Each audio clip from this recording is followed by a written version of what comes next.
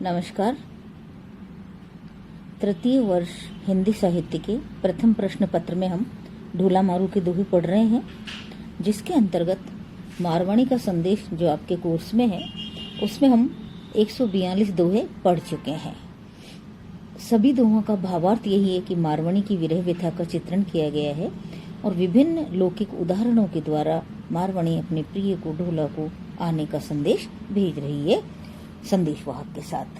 तो मारवाणी कह रही है, संदेशों जिन पाठ वही मरस्यों हिया फूटी, पारे वाका झूल जीऊं, पड़ी नहीं आंगनी त्रुटी। इस उदाहरण के द्वारा मारवाणी ये कह रही है कि तुम संदेश भी नहीं भेज रहे हो तो मेरा हृदय एक दिन फूट जाएगा। राजस्थानी भाषा में हृदय फूटने का मतलब है कि मैं मर जाऊं, हृदय फूट, कि मेरा हृदय टूट जाएगा और मैं मृत्यु को प्राप्त हो जाऊंगी। ये जो उदाहरण है वो दुख की तीव्रता के लिए काम में लिया जाता है कि दुख इतना बढ़ गया है, जिसको आज की भाषा में हार्ट अटैक कहते हैं। राजस्थानी भाषा में उसका मतलब है हृदय फूट जाना, हृदय का फट जाना। तो अत्यंत दुख के कारण मारवाणी इस उदाहरण का प्रयोग करते हुए मारवाणी के लिए कवि ये बता रहा है कि जब तुम संदेश भी नहीं भेज रहे हो, ढोला को ये कहलवाया जा रहा है संदेशवाहक के साथ, तो एक दिन मेरा हृदय फट जाएगा, विदीर्ण हो जाएगा और मैं मृत्यु को प्राप्त हो जाऊंगी। उसको इस उदाहरण के द्वारा समझाया गया है कि जिस तरह कबूतर का झूला बहुत ऊंचाई पर लगा हुआ है और अचानक वो झूला टूट जाए और वो आंगन में गिर जाए, तो जिस तरह से कबूतर की मृत्यु हो जाती है, उसी प्रकार से नायिका के लिए कवि इस उदाहरण का प्रयोग करते हुए बता रहे हैं कि उसका हृदय भी फट जाएगा और वो मृत्यु को प्राप्त हो जाएगी। आगे विरह की तीव्रता के कारण जो नायिका की स्थिति हो गई है उसका वर्णन करते हुए कवि ये बता रहा है, संदेशा मत मोकलम प्रीतम तू आवेश, आंगुलड़ी ही गल गया न वाचन देश। विरह की पराकाष्ठा ये है कि विरह को सहन करते करते, नायक की प्रतीक्षा करते करते नायिका की स्थिति ये हो गई है कि उसकी उंगलियां दिन गिनते गिनते गल गई है और नेत्र निरंतर आंसू आने के कारण ऐसे हो गए हैं कि वो उस संदेश को पढ़ने नहीं देंगे। इसलिए नायिका ये कह रही है, या कवि नायिका की इस स्थिति का वर्णन करते ही बता रहे हैं कि हे प्रियतम, अब तू संदेश मत भेजना, अब तो तू आ ही जाना, क्योंकि अगर तू संदेश भेजेगा तो न तो मैं उनको पढ़ पाऊंगी और न अपने हाथ में पकड़ पाऊंगी। ये विरह की पराकाष्ठा है कि अब संदेश देने से काम चलने वाला नहीं है, अब तो ही प्रियतम तुम्हें आना ही पड़ेगा। नायिका की स्थिति ये हो गई है कि संदेश अब वो पढ़ ही नहीं पाएगी और विरह के कारण दिनों को गिनते गिनते उसकी उंगलियां हैं, उसकी रेखाएं घिस गई है और उसकी नेत्र है वो आंसू आने के कारण ऐसे हो गए हैं कि अब वो संदेशों को पढ़ने में समर्थ नहीं है। तो इस विरह की पराकाष्ठा को कवि ने इस प्रकार से वर्णन किया है कि नायिका की स्थिति बताते हुए कवि ये कह रहा है कि अब तुम संदेश मत भेजो, अब क्या करो, अब तुम स्वयं ही आ जाओ। आगे कवि ये बता रहा है, फागण मास वसंत ऋतु आयो जैन सुनेस, चाचरी कई मिस खेल तिर होली झंपावेसी।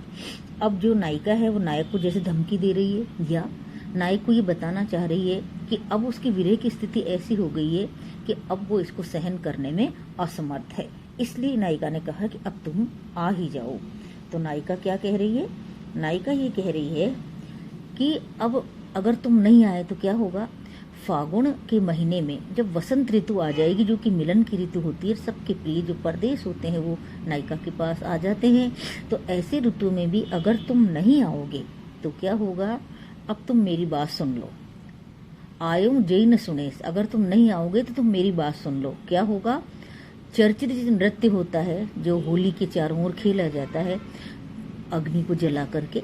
तो नायिका ये कह रही है कि जब वो चर्चरी नृत्य होगा तो होली खेलने के बहाने मैं क्या करूँगी, उस अग्नि में कूद जाऊँगी और जल करके अपने प्राणों को दे दूँगी।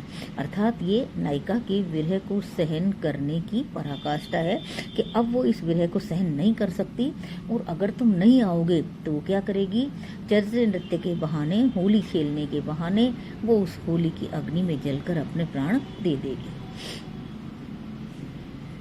दूसरे आगे के पद में ये बताया जा रहा है, जैतु ढोला नाम यूं कई फागुन कई चैत्री, तव में घोड़ा बांध सार काती कुड़िया खेती। कि अगर ढोला तुम फागुन और चैत्र मास में भी नहीं आए तो क्या होगा, तो फिर क्या होगा कि मैं कार्तिक महीने में जब खेत कट जाएंगे, फसल जब कट जाएगी, तब मैं क्या करूँगी, तब मैं घोड़े बांधने का मतलब होता है कार्य को प्रारंभ करना या कार्य को करने में प्रवृत्त होना। तो घोड़ा बांधना यहाँ पर जो उदाहरण है या जो लौकिक उपमान है वो कार्य को प्रारंभ करने के लिए किया जाता है। तो नायिका ये कह रही है, या कवि नायिका को स्थिति का वर्णन करते हुए बता रहे हैं कि हे डोला, अगर तुम फागुन और चैत्र महीने में भी नहीं आए तो फिर मैं विरह की स्थिति को इससे ज़्यादा सहन नहीं कर पाऊंगी, और कार्तिक महीने में जब खेत कट जाएंगे तो मैं खुद तुम्हारे पास मिलने के लिए आ जाऊंगी। लोक में ये है कि नायक ही नायिका को लेने के लिए आता है, ऐसा रिवाज है या ऐसा लोक धर्म है। नायिका का स्वयं चलकर नायक के पास जाना ये भारतीय परंपरा में कहीं दिखाया नहीं गया है। इसलिए ये क्या है, ये पराकाष्ठा है कि अगर तुम नहीं आओगे तो फिर मैं स्वयं ही चलकर तुम्हारे पास आ जाऊंगी। आगे पद में बता रहे हैं, जयु साहिब तू नाव्यो मेहा पहले पूर, विचय वहेसी वाहला दूरस दूरे दूर। नायिका कह रही है कि अगर तुम तब भी नहीं आए, कब, जब वर्षा ऋतु प्रारंभ हो जाएगी, और क्या होगा कि जो वर्षा ऋतु है वो पूरी तरह से, वर्षा का पूर आने का मतलब है सब नदियों में पानी का बहाव तीव्र हो जाएगा, और बारिश के कारण सब नदियों में पूर आने का मतलब नदियां पूरे पानी के प्रवाह के साथ बहेगी। तो फिर क्या होगा, विचय वहेसी वहाला, कि मैं जब अगर आने लग जाऊंगी और बीच में ही पानी का प्रवाह तीव्र हो जाएगा, तब फिर क्या होगा, तो फिर हम दूर दूर ही रहेंगे, न तुम आ पाओगे और न मैं आ पाऊंगी। अर्थात नायिका ये बताना चाहती है कि वर्षा ऋतु के पहले, जब नदियों में पूर ना आए उसके पहले ही तुम आ जाओ, अन्यथा जब बारिश ऋतु प्रारंभ हो जाएगी और हम दोनों के नगरों के बीच में जो नदियां बह रही है उनमें अगर पानी का बहाव तीव्र हो जाएगा तो हमें दूर दूर ही रहना पड़ेगा, फिर तुम आ नहीं पाओगे।